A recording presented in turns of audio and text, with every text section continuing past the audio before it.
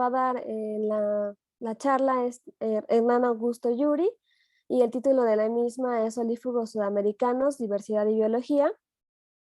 Y bueno, Hernán es oriundo de la provincia de Río Negro, Argentina, aficionado a los arácnidos desde muy temprana edad. Y bueno, sus estudios de grado, él es licenciado en Ciencias Biológicas por la Universidad de Buenos Aires, con orientación en Sistemática y Morfología Animal. Sus tesis de grado con solífugos amotréquidos y es titulada Revisión y Análisis Cladístico de la subfamilia Notopuginae, de la familia Amotrechidae. Es autor de 7 publicaciones en revistas indexadas y actualmente es estudiante de doctorado de la UVA con beca doctoral del CONICET y lugar de trabajo en la División de Aracnología del Museo Argentino de Ciencias Naturales Bernardino Rivadavia. Su tema de doctorado es Revisión Sistemática, Filogenia y Biogeografía de la familia Amotrechidae. Y bueno, sus otras actividades incluyen la espeleología y es miembro del Grupo Espeleológico Argentino desde el 2012. Entonces, Germán, pues bienvenido y te cedo el micrófono. Bueno, muchas gracias, Daniela. Voy a compartir la pantalla. Sí. Bien, bueno, antes de empezar, quería agradecer a Daniela y al resto de las personas que organizan estas ponencias por haberme invitado. Y bueno, el día de hoy voy a hablar de solífugos sudamericanos. Voy a comentarles un poco sobre las familias que hay presentes aquí, un poco sobre la morfología, qué caracteres se utilizan, también de la diversidad, la distribución y algunos aspectos de su biología, que no es mucho, pero más que nada son de observaciones en campo. Es un buen complemento, sobre todo para los que están interesados, porque el resto de las ponencias van a estar más enfocadas en la fauna norteamericana. Y bueno, antes de empezar a hablar de los solífugos en sí, vamos a ver un poquito de los investigadores que vienen detrás. Acá en Sudamérica las primeras especies fueron descritas por Koch, Holmberg, Gervais, Pocock y Kraepelin. En ese momento la fauna de Sudamérica consistía en muy poquitas especies, hasta que después, obviamente, vino la gran publicación de Rower, ¿sí?, en el que él define la familia Amotrechidae y describe muchas especies y géneros nuevos para Sudamérica. Después de esa gran monografía, Rower continúa publicando algunas especies más, principalmente de la fauna de Perú, y de manera contemporánea, Mero Leitao, el etnólogo brasileño, trabajó también con solífugos principalmente de la fauna argentina, pero también algunas contribuciones en Chile y Perú y Ecuador. Luego de ellos aparecen 2 contribuciones a la fauna chilena, hechas primero por Kraus y luego por Muma. En la contribución de Muma él propone una nueva familia, Macataide, que hasta ese momento era la segunda familia que había en Sudamérica. Y posteriormente aparece Emilio Mauri, ¿sí?, un aracnólogo argentino, hizo contribuciones muy importantes en la fauna de solífugos. Cuando Mauri empezó a trabajar, Muma ya estaba retirado, estaba más enfocado en cuestiones ecológicas con los solífugos, por lo que no tuvieron mucho contacto. Mauri es el que elevó a rango familiar a los mumúcidos, sinonimizó la familia Macataide con Daesidae. Asimismo publicó algunos géneros de daécidos para Argentina y dejó más o menos el panorama que tenemos actualmente en Sudamérica de familias, que son mumúcidos, daécidas y amotrechidae. Los mumúcidos fueron revisados recientemente en el marco de una tesis doctoral llevada a cabo por Ricardo Botero Trujillo, también en la división de aracnología del museo, donde actualmente está quien les habla, realizando la revisión de los amotrechidae y también de los daécides sudamericanos. Bien, vamos a empezar hablando de los mumúcidos. ¿Sí? Los mumúcidos son unos solífugos de pequeño tamaño, diurnos, presentan extremidades relativamente cortas y son muy fáciles de reconocer dentro de la fauna americana por su patrón de coloración. Las principales características morfológicas que llevaron a Mauri a elevarlo a rango familiar consiste principalmente en la morfología del flagelo en los machos, que es diferente a lo de los tradicionales amotréquidos, donde tiene forma de bow. En los mumúcidos el flagelo tiene forma de vesícula y tiene una abertura en la cara retrolateral, es decir, en la cara que está apoyada sobre el quelícero. Esta estructura varía un poco su morfología entre las especies, habiendo algunas especies con flagelos más lobosos y otros con flagelos más aplastados. Sin embargo, hay algunas estructuras que aún quedan por explorar. Por ejemplo, no se conoce bien cómo es la superficie interna del flagelo. En cuanto a las hembras, la placa genital no ofrece mucha información en este grupo, pero afortunadamente los quelíceros sí. Hay bastante diversidad en morfologías de quelíceros entre las hembras de los mumúcidos. Es muy común encontrar algunas especies que poseen quelíceros con la superficie dorsal una curvatura suave, y otras donde se encuentra una punta marcada, esclerotizada, que es lo que conocemos como dorsal hump o cresta dorsal. Las especies que tienen esa cresta, según su ubicación, puede ser de utilidad taxonómica y puede llegar a ser útil para reconocer algo a nivel de géneros. Otras características importantes de esta familia incluyen la ausencia de setas espiniformes en los pedipalpos, también la presencia de setas especializadas en los esternitos, lo que ampliamente conocemos como tenidios. En mumúcidos hay dos tipos de tenidios. Tenemos unos tenidios que son filiformes o alargados, presentes en los esternitos 5 y 6, aunque en algunas especies también están presentes en los esternitos 3 y 4. Y otro tipo de tenidios, que son más estiliformes, más cortos, y están ubicados en el margen del esternito 6. ¿Sí? Los conocemos como peine rígido de setas rojizas, que realmente se ven así. Y lo interesante en mumúcido es que estos tenidios están presentes tanto en machos como en hembras, a diferencia de lo que ocurre en muchos otros solífugos, donde solamente están restringidos a los machos. En cuanto a los patrones de espinulación tarsal y de segmentación, es muy conservado en la familia, prácticamente es el mismo patrón para todas las especies. En la pigmentación sí se encuentran algunos caracteres, por ejemplo la pigmentación de las pleuras. En los mumúcidos, las setas pleurales, las inserciones pueden estar coloreadas, ya sea de negro, viéndose como puntos negros en la parte blanca, o de blanco, viéndose en la parte oscura, ¿sí? Es decir, el patrón invertido. La coloración general es bastante conservada en el grupo. Hay algunos gauchos que tienen una coloración un poco más oscura, y hay otras especies donde las bandas son un poco más angostas, las bandas oscuras son más angostas. Y en algunos casos raros, las bandas laterales pueden estar muy reducidas, parecen estar ausentes, lo que da la sensación de que tiene una sola banda oscura. Si bien este patrón permite diferenciarlo fácilmente de otros solífugos en el continente americano, en África tenemos la familia Solpúgide, que contiene muchas especies de hábitos diurnos, y muchas de estas especies presentan patrones con bandas oscuras y blancas bastante parecidos a lo que se ve en mumúcidos. Bueno, la diversidad en los mumúcidos, actualmente se conocen 29 especies descritas. Acá está la lista, en amarillo marqué todas las especies que fueron descritas desde el año 2000. Es decir, que la familia tradicionalmente es pequeña, ¿sí? De poco diversa, y en los últimos 20 años la cantidad de especies se ha duplicado. Podemos estimar una diversidad luego de que se publique la revisión de más de 50 especies, y si tenemos en cuenta que aún quedan algunas áreas donde sabemos que hay mumúcidos y cuya fauna no ha sido revisada en detalle, podemos hacer una estimación un poco más realista de unas 70 especies. Podemos destacar en la diversidad de los mumúcidos al Bempironiella aguilari, que es actualmente el solífugo más pequeño descrito para el orden. Y entre los mumúcidos más grandes hay algunas especies del género Gaucha. El Gaucha casuati alcanza casi unos 18 milímetros de longitud corporal. La distribución de los mumúcidos abarca gran parte de Sudamérica. Es posible que encuentren en muchas fuentes que marcan la distribución de mumúcidos como todo Sudamérica, pero esto es debido a que en gran parte esas distribuciones están basadas en el catálogo de Harvey del 2003, que no contemplaba el traspaso de Mumuciona a Motrequide, que hizo Mauri en el 82, y los Mumuciona tienen distribución en Venezuela. Por eso en algunos lugares, algunas fuentes, estiran la distribución de mumúcido hasta el norte de Sudamérica.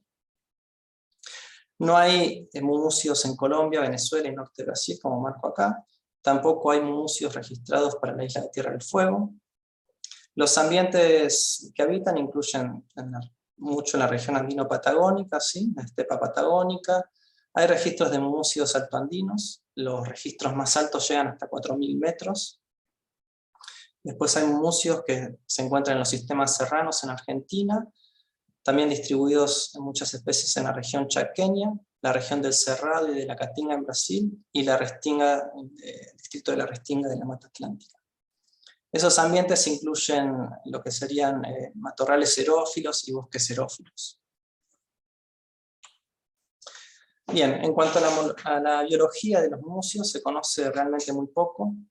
Todas las especies son diurnas y son muy rápidas y se encuentran principalmente en las horas pico de sol. Parecen ser muy susceptibles a la luminosidad del sol, siendo que en algunos días, si está nublado, la actividad baja mucho. Acá les voy a mostrar un pequeño video para que vean cómo se desplazan. Presten atención, el solífugo está aquí pequeño, está en el centro de la pantalla.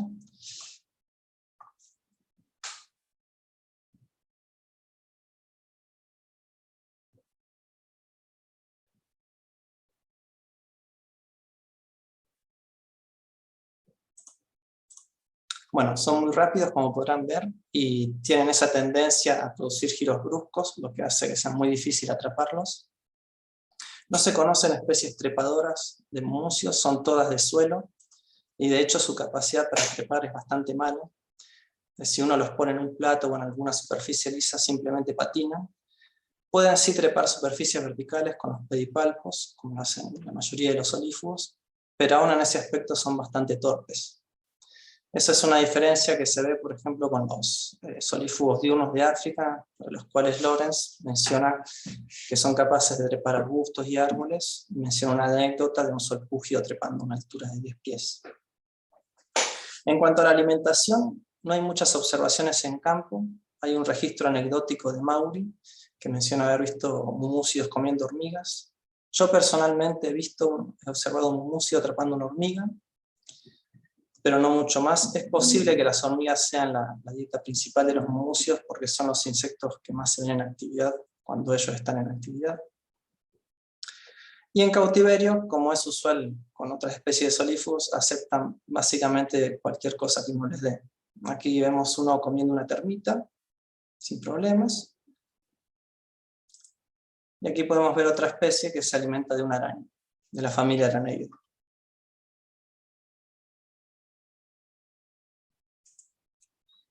En cuanto a la cópula, no se conoce. Yo he intentado un par de veces en campo sin tener éxito. No he visto a nadie que haya filmado o que tenga registro de alguna cópula de mucios. Sí hay un registro en el trabajo, en la revisión de Gaucha, donde podemos ver algunas hembras desobando, poniéndose boca abajo, como es usual en los solífugos en sí. Y bien, para la colecta de los mucios, lo más efectivo son las trampas Pitfall. Los mucios caen muy fácil en las trampas Pitfall. Para lo que es colecta manual, lo que se hace es simplemente lo que se ve en la foto. Ir caminando al rayo del sol, viendo el suelo, con una piseta o algún rociador que tenga alcohol, y cuando se ve uno simplemente se rocía. Para atraparlos vivos es muy difícil. Lo que se recomienda es usar un recipiente de boca amplia y tratar de mandarlo adentro con algo de sustrato.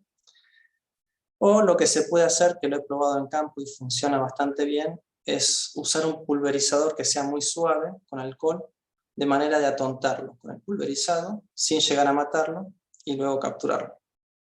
De ese modo después el alcohol se seca y el animal se reanima. Bien, pasamos a la familia Daesidae. La familia Daesidae es una de las familias más diversas dentro del orden, ¿sí? Pero gran parte de esta diversidad se encuentra en el Viejo Mundo, principalmente en África, Europa y Asia, una distribución muy extensa. Acá en América se conocen 3 géneros monotípicos: Amotrechelis, Sindaesia y Valdesia. Son solífugos de tamaño moderadamente grande para la fauna sudamericana. Algunos Amotrechelis, los más grandes que he visto con las patas extendidas, alcanzan unos 5 centímetros. Los Sindaesia y Valdesia son ligeramente más pequeños. Y bien, la principal característica de los daécidos es el flagelo móvil, ¿sí?, que puede girar 180 grados. Y de hecho, es probable que encuentren en la literatura, si buscan enclaves dicotómicas, van a ver que se llega siempre a un punto en el que está entre daécido y amotréquidos, y la única diferencia que hay para diferenciarlos es el flagelo móvil. Esto ha sido discutido por algunos autores, de que no hay características para reconocer a las hembras y juveniles entre daécida y amotréquida. Eso es cierto si tenemos en cuenta la fauna del viejo mundo, ¿sí?, porque ahí sí hay algunos daécidos que son muy parecidos, tanto en la coloración como en la espinulación, a los amotréquidos. Pero por suerte, en los géneros de daécidos descritos, por lo menos los que están descritos para Sudamérica, sí presentan diferencias que permiten reconocerlos, aún siendo hembras o juveniles.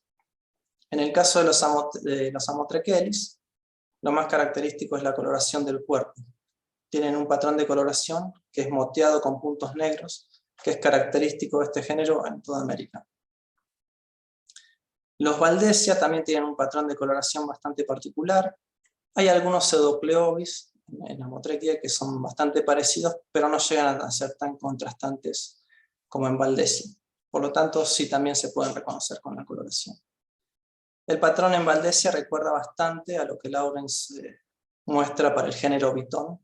Es un género de daécidos africanos. En el caso de Sindaesia, la coloración no permitiría diferenciarla, pero afortunadamente los Sindaesia tienen otra característica, que es que no tienen setas espiniformes en los pedipalpos, o a lo sumo tienen una muy pequeña, como se ve aquí. Así que eso permite diferenciarlos fácilmente de los amotréquidos, ya que la mayoría de los amotréquidos, principalmente la fauna del sur de Sudamérica, tienen al menos 3 pares o más en los pedipalpos. Bien, la distribución de los daécidos es bastante acotada. Se conocen muy pocos ejemplares de Sindaesia y de Waldesia. De Amotrekelis está un poco mejor muestreado. Amotrekelis es endémico de Chile, es un género costero. Tiene algunos registros alejados de la costa, pero no tiene ningún registro de altura. Lo mismo Waldesia. Waldesia se encuentra en los alrededores de la península Valdés, con algunos registros un poco más alejados. Y Sindaesia se encuentra en la zona de Mendoza, con algunos registros en Río Negro y un registro enigmático en Chile. Es una hembra y nunca más se ha vuelto a colectar Sindaesia en Chile.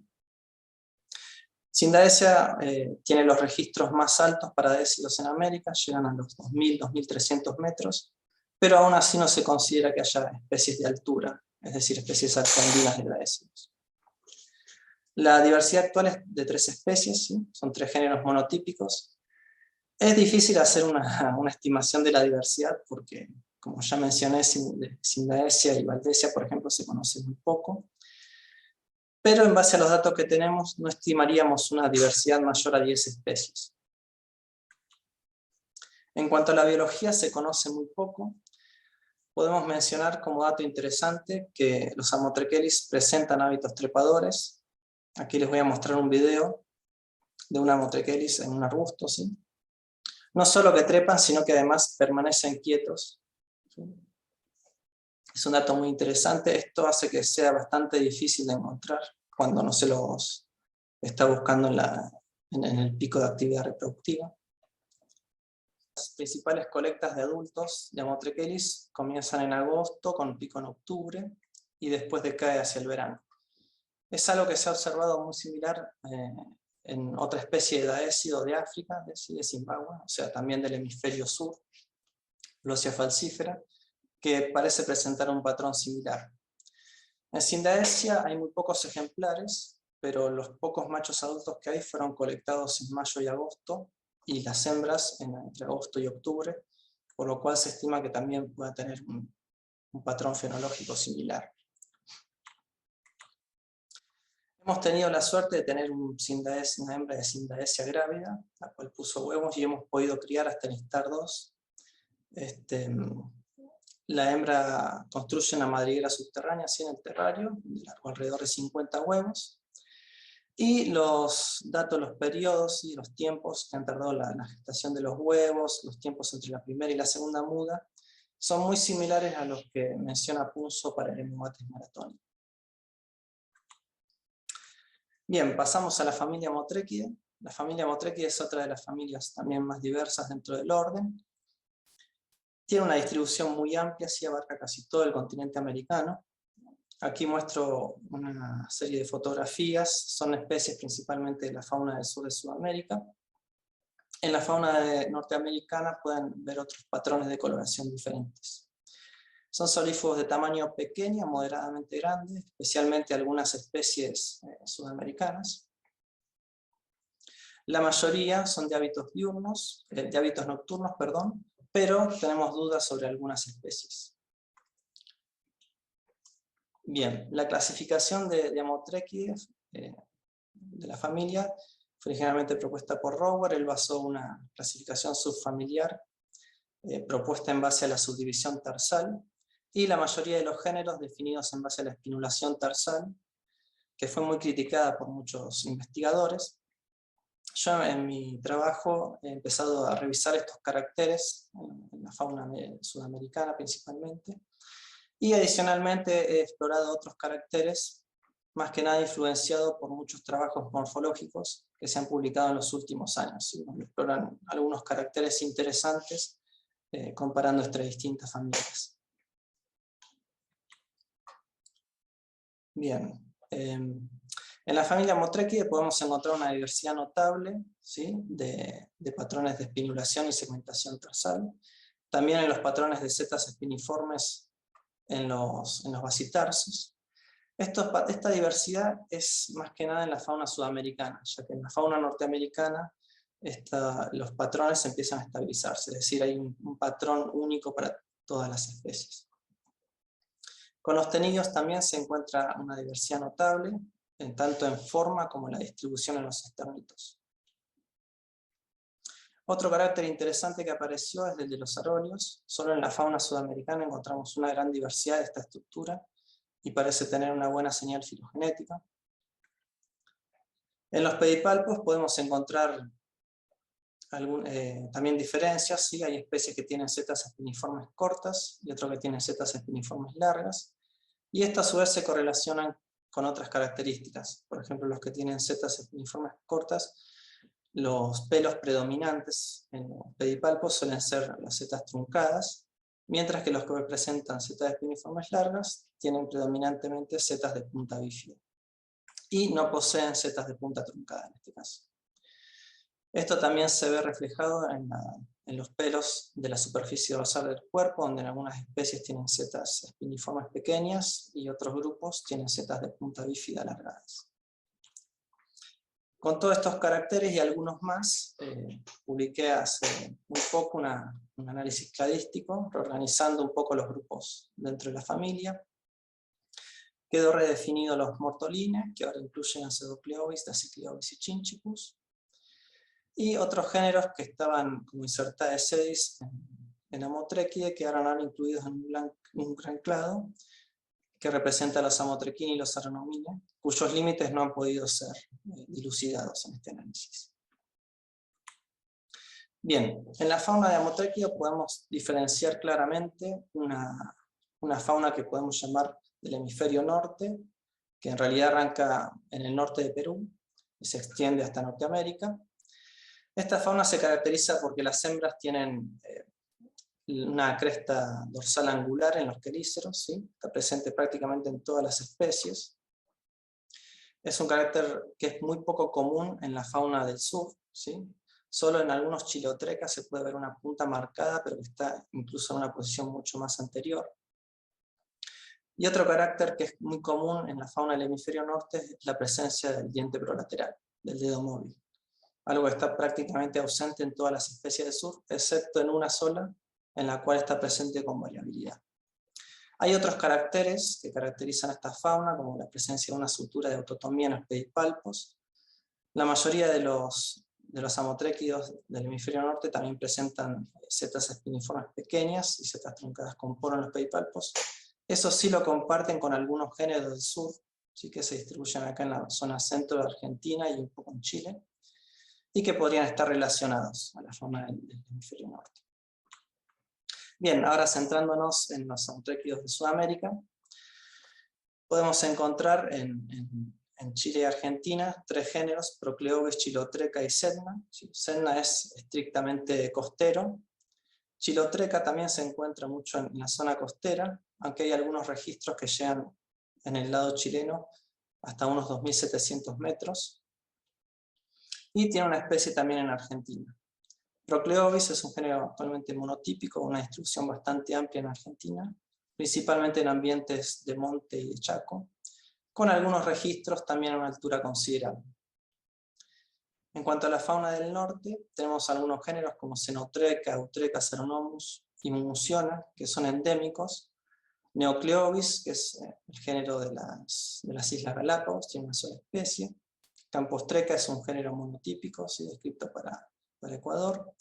Después tenemos un registro de género Amotrecula, ¿sí?, a nivel de género, que lo hizo Mauri. Hay 2 especies de Amotreca que están citadas para Sudamérica, que son Amotreca friedlanderi para el sureste de Brasil y Amotreca araucana para Chile. Estas especies no han vuelto a ser colectadas y realmente presentan las características de la fauna del hemisferio norte, por lo cual representan registros realmente dudosos. La diversidad actual en Sudamérica de este grupo es de 16 especies, y se puede estimar una diversidad de unas 26 especies, teniendo en cuenta algunos datos que tenemos de especies nuevas. Hay que tener en cuenta también que hay unos registros de amotréquidos, acá marcados con puntos rojos, para esta zona de Brasil, la cual no he examinado y no existen fotografías, por lo cual no puedo decir a qué grupo pertenece realmente, pero es probable que represente todo un área de diversidad de este clado aún desconocida, por lo cual esta estimación debería ser aún mayor. El otro grupo del que vamos a hablar son los mortolines, lo que actualmente quedó definido como mortolini. Es un grupo muy diverso en Sudamérica, el más diverso. Incluye al género Pseudocleobis, que es el género más diverso dentro de Amotrechidae, con 22 especies. Este grupo tiene una distribución estrictamente andino-patagónica, con algunas especies en los sistemas serranos de Argentina. Aquí están incluidos muchas de las especies de amotréquidos altoandinas. De hecho, la diversidad de solífugos altoandinas en Sudamérica está constituida por especies de mumúcidos y especies de mortolines. Aquí encontramos 3 géneros: Pseudocleobis, Chinchipus y Dacicleobis. Los Chinchipus son endémicos del desierto costero peruano. Dacicleobis es un género altoandino. Actualmente tiene el registro más alto del orden, es unos 5.000 metros en el monte Aconcagua. Tiene una distribución bastante acotada en la zona centro-oeste de Argentina. Y los rangos de altura de este género, de esta especie en particular, van desde los 3.800 a los 5.000 metros. Los Pseudocleobis tienen una distribución muy amplia, muy variada. Tiene especies altoandinas también que llegan a una altura muy alta, hasta unos 4.700 metros. Bien, y el próximo grupo del que vamos a hablar son los Soltacolini y los Notopugine. Es un grupo bastante menos diverso, con una distribución muy acotada. Aquí yo marqué con una línea amarilla en la distribución para diferenciar el límite inferior de la distribución de los Soltacolini. Los Notopugines se extienden un poco más al sur. Este grupo fue revisado actualmente por quien les habla, describiendo 2 géneros y 3 especies. La diversidad actual es de 9 especies y no se estima que haya muchas más. Pueden aparecer algunas novedades en la zona serrana, pero no se estima que haya una diversidad mucho mayor de la que ya se conoce. Estos grupos incluyen algunas especies pequeñas, como los Notopuga, pero también incluye lo que serían las especies más grandes de Sudamérica, que son los Titanopuga salinarum y los Soltacola, los del grupo Messi, cuyos ejemplares los más grandes alcanzan casi los 8 centímetros con las patas extendidas. Bien, y ahora para hablar un poco de la biología de los amotréquidos. En cuanto a la alimentación, tenemos varios registros de un solo género de Pseudocleobis, en los cuales se lo ha observado en campo alimentándose de hormigas, por lo menos 3 observaciones independientes tenemos. También hemos observado un caso de depredación interespecífica entre un Pseudocleobis y un Notopuga, muchos Notopuga, que es el que les muestro acá en el video. Y en cautiverio se alimentan prácticamente de cualquier cosa. Acá estamos viendo un Procleobis que se está alimentando de una polilla. Los Procleobis que tenían cautiverio aceptan casi cualquier cosa, neurópteros, polillas, arañas, ortópteros. También algunos escarabajos pequeños. Hay algunos registros interesantes en la bibliografía, sobre todo para la fauna de Brasil, de amotréquidos que han sido encontrados dentro de termiteros, e incluso dentro de termiteros arborícolas, lo cual constituye un registro muy interesante. En cuanto a la cópula, se han hecho algunos trabajos ya en Otacola chacoensis, donde se puede ver una cópula de tipo coercitiva. Nosotros tenemos registros de otras especies, por ejemplo el Procleobis, donde también es una cópula coercitiva y los machos utilizan los pedipalpos para sujetarse de las hembras. Pero hay otras especies donde la hembra se queda en un estado más dócil y los machos prácticamente no usan los pedipalpos para sujetarlo. También podemos ver en internet, encontrar algunas fotografías donde las hembras también parecen estar quietas. Es decir, que en este aspecto es bastante diverso dentro de la familia. Bien, las hembras, para poner los huevos, si uno las tiene en un terrario con un sustrato bastante alto, hacen madrigueras, ¿sí? Lo que he observado en varios casos es que esas madrigueras se tapan por completo, es decir, que no tienen salida al exterior. En caso de que el sustrato no sea suficiente para que haga una madriguera, el solífugo simplemente se da vuelta y larga los huevos al exterior. Cuando eso ocurre, lo mejor es separarlo porque se los puede llegar a comer, si no. Acá podemos ver un video de cómo salen los huevos en un Pseudocleobis, los va largando de a uno. Y este es un video del nacimiento, donde los posembriones hacen un movimiento para sacarse de encima la cáscara. Entre los tiempos, la gestación de los huevos y los tiempos de la primera muda, fueron similares a lo que ya les comenté para Cyndaesia, que a su vez fueron similares para lo que Punzo reporta en Iremobates. Bien, otra cosa interesante de los amotréquidos es la capacidad para trepar. Hay algunas especies que son estrictamente de suelo y no tienen una buena capacidad trepadora, excepto con los pedipalpos. Acá les voy a mostrar un video de un mortoline, ¿sí? Uno lo pone en un plato o una superficie lisa y simplemente no puede trepar, patina. Pero hay otras especies, como los soltacola, que pueden prácticamente caminar sobre superficies verticales.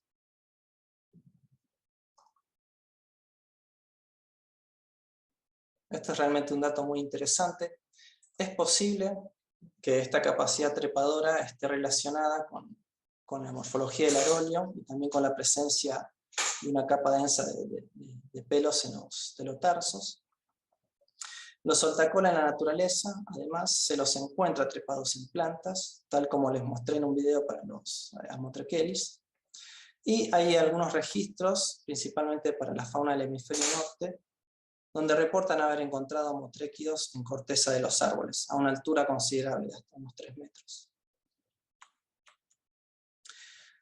Otra característica que hemos estado explorando es el brillo con la luz ultravioleta. Es algo que se ha visto bastante, que si uno busca en internet puede encontrar muchas fotografías. Sin embargo, en la literatura hay muy poco al respecto. Hay de hecho solo 2 trabajos que me vienen a la cabeza ahora, uno de Lawrence y otro de Crossley Thompson, donde han hecho algunas pruebas principalmente con fauna de África, y donde reportan sí que hay diferencias en lo que es la intensidad del brillo, habiendo algunas especies que parecen no brillar en absoluto y otras donde brillan con bastante intensidad. Nosotros hemos explorado esto y hemos encontrado también este tipo de diferencias. Por ejemplo, aquí a la izquierda podemos ver una especie donde solo brilla algunas partes, ¿sí? Le brillan los quelíceros y algunas partes de los pelos y las uñas, mientras que otras especies como los soltacola brillan todo el cuerpo, ¿sí? Los soltacolas son de los que más brillan, los que hemos podido observar. Y esto es interesante porque la luz UV resulta muy efectiva, particularmente para encontrar las especies trepadoras que están quietas en los arbustos. Es muy difícil verlas con luz blanca. Y la luz UV facilita mucho su hallazgo. Por eso es algo interesante para explorar en el grupo.